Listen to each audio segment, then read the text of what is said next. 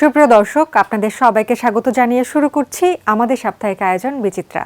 এই অনুষ্ঠানের মাধ্যমে আমরা দেশের ইতিহাস, ঐতিহ্য এবং আমাদের আশেপাশে ঘটে যাওয়া সাংস্কৃতিক ও সামাজিক অঙ্গনের বিভিন্ন খবরাখবর জানিয়ে আসছি আপনাদেরকে। চলুন দর্শক, এক ঝলকে দেখে নেই আজ কি থাকছে আপনাদের জন্য বিচিত্রায়। কোরআনের হাফেজদের জন্য সুখবর নিয়ে আবারও বাংলা ভিশনে শুরু হতে যাচ্ছে ইসলামী রিয়েলিটি শো পবিত্র কোরআনের আলো।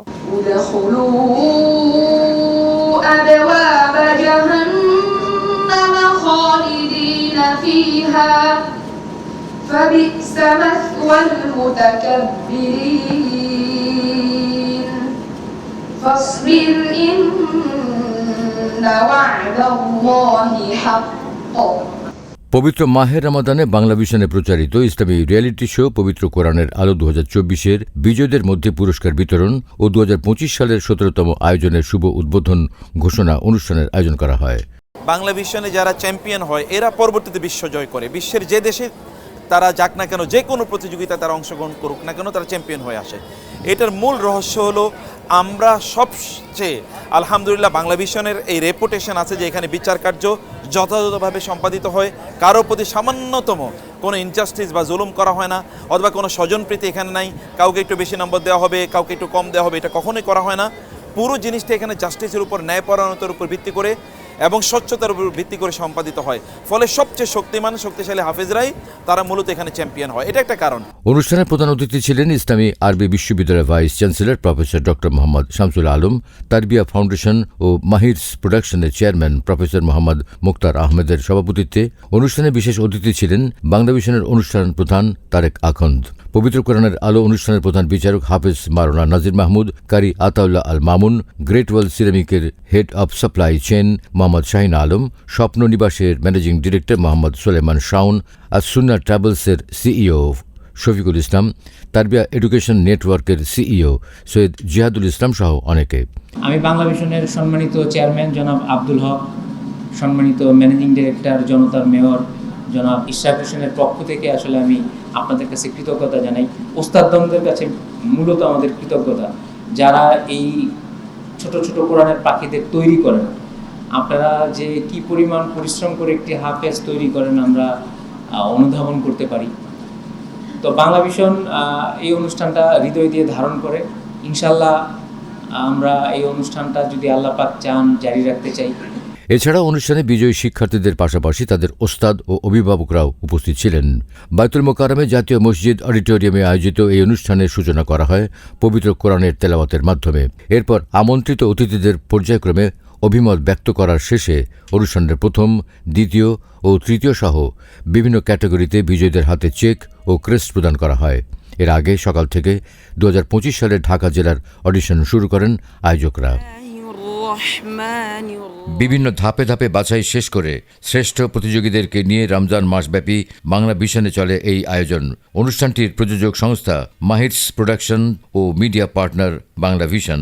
আমরা দেখেছি অনেক বাবারা তারা ছেলেকে পরে ইংলিশ মিডিয়াম পড়াচ্ছে, কিন্তু আগে হাফেজ বানায় নিচ্ছে। এটাই আমাদের একটা বড় অ্যাচিভমেন্ট, এটাই আমাদের বড় পাওয়া ছিল যে আগে হাফেজ হোক, তারপরে আপনার ছেলেকে আপনি ডাক্তার বানান, ইঞ্জিনিয়ার বানান, আপনি ইংলিশ মিডিয়ামে পড়ান, কোনো সমস্যা নেই। দেশ বরেণ্য সাংবাদিক শফিক রেহমানের জন্মদিন উপলক্ষে কেক কেটে ও ফুল দিয়ে তাকে শুভেচ্ছা জানান তারই শুভাকাঙ্ক্ষীরা।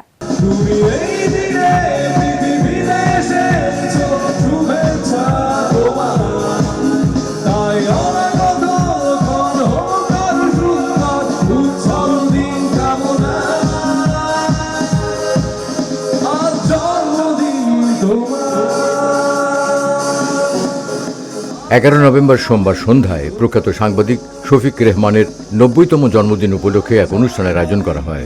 বরাবরই শফিক রেহমানের জন্মদিনে থাকে বিশেষ আয়োজন, এবারেও তার ব্যতিক্রম নয়। জন্মদিনে তাকে ফুলেল শুভেচ্ছা জানাতে ইস্কাটনে তার বাসভবনে উপস্থিত ছিলেন সামাজিক, রাজনৈতিক ও সাংস্কৃতিক অঙ্গন সহ বিভিন্ন শ্রেণী পেশার শুভাকাঙ্ক্ষীরা। এতে স্মৃতিচারণ সহ মাঝে মাঝে হয় সঙ্গীত পরিবেশনা। বিভিন্ন শিল্পী জনপ্রিয় গান পরিবেশন করেন আগত শিল্পীরা। আমি বলবো বর্তমান সরকারকে কিছু সময় দেওয়া উচিত, কেন জিনিসপত্রের দাম কমাতে হবে। তিনটা জিনিস মনে রাখতে হবে: সোনার দাম কত, ডলারের দাম কত এবং নিত্য প্রয়োজনীয় জিনিসপত্রের দাম কত। আপনিও তো বাজার করেন, তাহলে আপনি বুঝবেন টানেল মেট্রো রেল চড়ে কোনো লাভ হবে না। বাজারে গিয়ে আপনার কি হলো এটা বুঝতে হবে। সেইখানে কিন্তু ডক্টর ইউনূসের সহকর্মীদের মন দিতে হবে। সম্প্রতি শিল্পকলায় মঞ্চস্থ হলো জাতীয় কবি কাজী নজরুল ইসলাম রচিত জনপ্রিয় নাটক আলেয়া।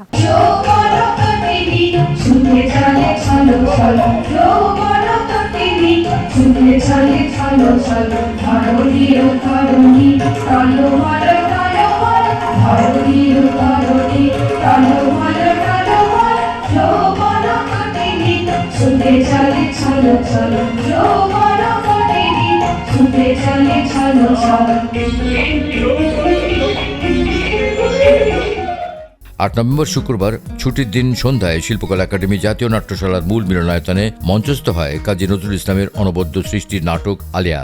চারিদিকে যা দেখি সবই সুন্দর, কি বলো হে কবি? শুধু সুন্দর নয় সম্রাট, অপরূপ। এই লতার ফুল সুন্দর, আর এই রূপের ফুলদল একেবারে অপরূপ। সাধু সাধু সাধু কবি।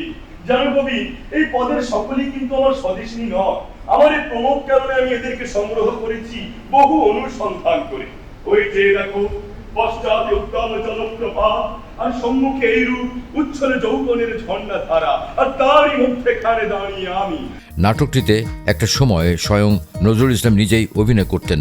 কবির অন্যতম প্রিয় এই নাটকটি এবার মঞ্চে এনেছেন বাঁশরী রেপার্টরি থিয়েটার। নাটকটির নির্দেশনা দিয়েছেন গোলাম সারওয়ার।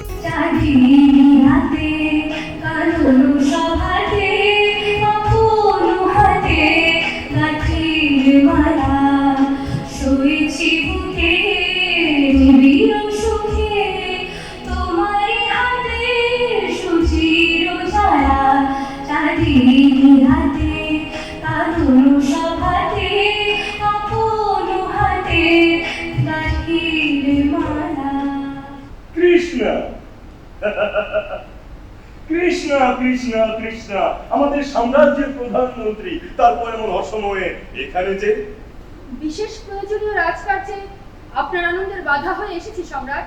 কিন্তু এ পুরসভায় তো রাজসভার প্রধানমন্ত্রীর আসার কথা নয় দেবী। ঠিক আমি যেমন এখানে এসেছি মিনকেতু হয়ে, সম্রাট হয়ে নয়। আলিয়া নাটকের কাহিনী গড়ে উঠেছে রাজা মিনকেতু এবং অপরাপর রাজ্যের রানী জয়ন্তীকে ঘিরে। রাজা মিনকেতু চায় রাজ্য ও হৃদয় জয় করতে, অপরদিকে রানী জয়ন্তী চায় মিনকেতুর রাজ্য ও হৃদয় জয় করতে। এই আলিয়া নাটকের তিনটি প্রধান নারী চরিত্রের চন্দ্রিকা চিরকালের ব্যর্থ প্রেমিকা, জয়ন্তী তেজস্বিনী রানী শক্তির প্রতীক, আর চিরকালের কুসুম পেলব প্রাণচঞ্চল নারী কৃষ্ণা রাজা, মিনকেতুর প্রধান মন্ত্রদাতা। নারীর ক্ষমতায়নের সমান্তরালে যুদ্ধ নয়, অস্ত্র নয়, হিংসা বিদ্বেষ নয়, প্রেমই শেষ পর্যন্ত জয়ী হয় এই নাটকে।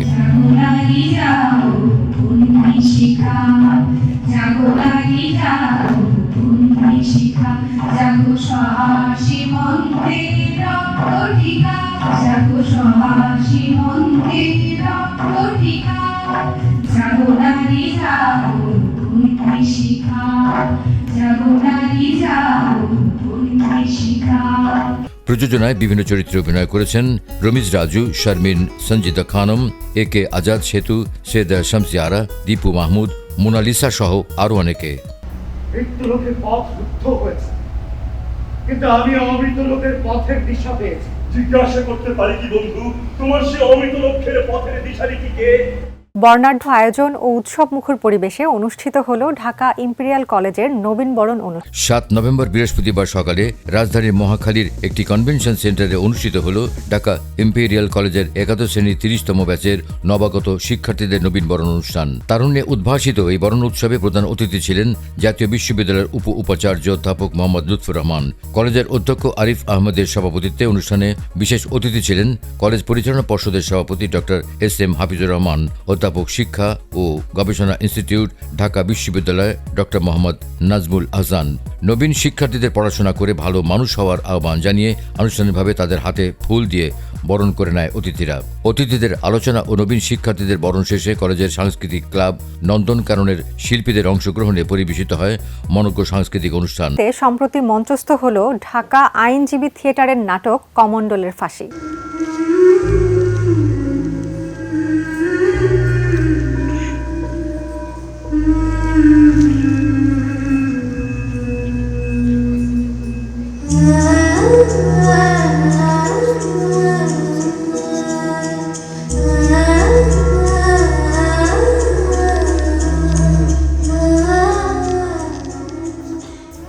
লোককলা একাডেমিতে সম্প্রতি মঞ্চস্থ হল ঢাকা আইনজীবী থিয়েটারের জনপ্রিয় সেই ঠাকুরের নাম শোনাচ্ছি।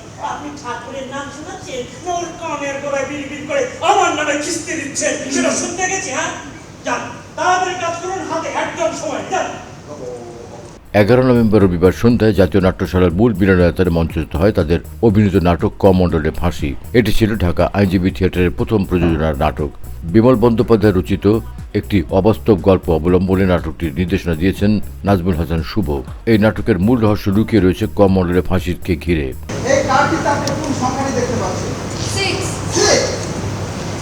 আচ্ছা, এবার বলুন তো এই কার্ডটিতে আপনি কোন সংখ্যাটি দেখতে পাচ্ছেন? 9 9। Yes, Your Honor, it's 9। তাহলে কি মুহূর্তের মধ্যে একটি সংখ্যা পরিবর্তন হয়ে গেল? No, Your Honor, সংখ্যার কোনো পরিবর্তন হয়নি, পরিবর্তন হয়েছে আমাদের দৃষ্টিকোণ। কমেডি ঘরানা নাটকটির বিভিন্ন চরিত্রে অভিনয় করেছেন তাসমি চৌধুরী, মোহাম্মদ আফতাব হোসেন মোল্লা, মোহাম্মদ ইমরান হোসেন, আনোয়ার হোসেন, মোহাম্মদ হুসাইন আহমেদ সহ আরও অনেকে। আমরা চাই এই সমাজ পরিবর্তনের মধ্য দিয়ে আমাদের এই বাংলাদেশ তার স্বীয় মহিমায় উদ্ভাসিত হয়ে উঠবে। এ সমাজে কেউ না খেয়ে থাকবে না, কোনো শ্রমিক বিনা বেতনে তাকে চাকরি করতে হবে না, কেউ ঋণ নিয়ে ঋণ শোধ করবে না, এমন সমাজ থাকবে না। দেশের টাকা বিদেশে পাচার হবে না। গ্রাহক অতি কষ্টে তার সঞ্চিত অর্থের কিছুটা অংশ ব্যাংকে যখন গচ্ছিত রাখে, যখন সে টাকা তুলতে যেত টাকা পেত না, এমন অবস্থা যেন তৈরি না হয়। শিল্পী SM সুলতানের জন্মশতবর্ষ উদযাপন উপলক্ষে একটি দলীয় প্রদর্শনীর আয়োজন করে তন্মাত্র আর্টিস্ট গ্রুপ। রাজধানীর শালা নেইবারহুড আর্ট স্পেস গ্যালারিতে সম্প্রতি ইনসাইড শিরোনামের একটি দলীয় প্রদর্শনীর আয়োজন করা হয়। আমরা এখানে চেষ্টা করেছি, এখানে সব মিলিয়ে 21 জন আর্টিস্ট এখানে পার্টিসিপেট করেছেন এবং 40টার মতো আর্টওয়ার্ক নিয়ে আমরা এই এক্সিবিশনটা করছি। সো এখানে বিভিন্ন রকমের বয়সের শিল্পীরা এখানে আছেন। শিল্পী প্রিমা নাজিয়া আন্দালিব, AH ঢালি তমাল, সুলতানুল ইসলাম, সৌরভ চৌধুরী, মঞ্জুর রশিদ, অরুণী চ্যাটার্জি, রুবিনা নার্গিস সহ 20 জন শিল্পী প্রায় অর্ধশত শিল্প কর্মস্থান পায় এই প্রদর্শনীতে। বেশ কিছু ছবির বিষয়বস্তুর কেন্দ্রে SM সুলতান থাকলেও ভিন্ন বিষয়ের ছবি ছিল বেশি। আমার ছোটবেলার পুতুল ছিল, বাবা কিনে দিয়েছিল, ওখান থেকে আমার এই কনসেপ্টটা আসলে এসছে। আমি চেয়েছি যে আমার পেইন্টিংয়ের মধ্যে শিল্পী SM সুলতান তার শিল্পকর্ম ছবি আঁকছে, আমার পেইন্টিং মানে আমার পুতুলগুলো তার ছবিটা দেখছে। আসলে শিল্প সংস্কৃতিতে আগ্রহী নতুন প্রজন্মকে SM সুলতানকে বোঝাতেই এই আয়োজন করে তন্মাত্র আর্টিস্ট গ্রুপ। প্রদর্শনীতে অ্যাক্রিলিক, জল রং, ছাপচিত্র, মিশ্র মাধ্যমে তৈরি চিত্রসহ বেশ কিছু ভাস্কর্য ছিল। ওনাকে তো আসলে আমরা কখনো মানে চোখে দেখার সুযোগ পাইনি, কিন্তু যতটুকু জানতে পেরেছি ওনার ডকুমেন্টারি বা আদার যে ডকুমেন্টস আছে সেখান থেকে, যে উনি আসলে মাটির খুব কাছে যেতে চাইতেন এবং প্রকৃতির খুব কাছে যেতে চাইতেন। তো আমি আসলে এখানে ওনার একটা পোর্ট্রেট করতে চেষ্টা করেছি, যেটা একটু ডিফারেন্ট। এই কারণে আমি বলবো, কারণ এটা আসলে আমরা হুবহু যেরকম গতানুগতিক পোর্ট্রেট দেখে থাকি ওরকম না। প্রিয় দর্শক, আজকের মতো শেষ করব। ইতিহাস, ঐতিহ্য সহ সামাজিক ও বিনোদন জগতের খবরাখবর নিয়ে আমি বৃষ্টি আগামী পর্বে আবারও আপনাদের সামনে হাজির হব। ততদিন পর্যন্ত সবাই ভালো থাকুন, নিরাপদে থাকুন, আর থাকুন বাংলা ভিশনের সাথেই।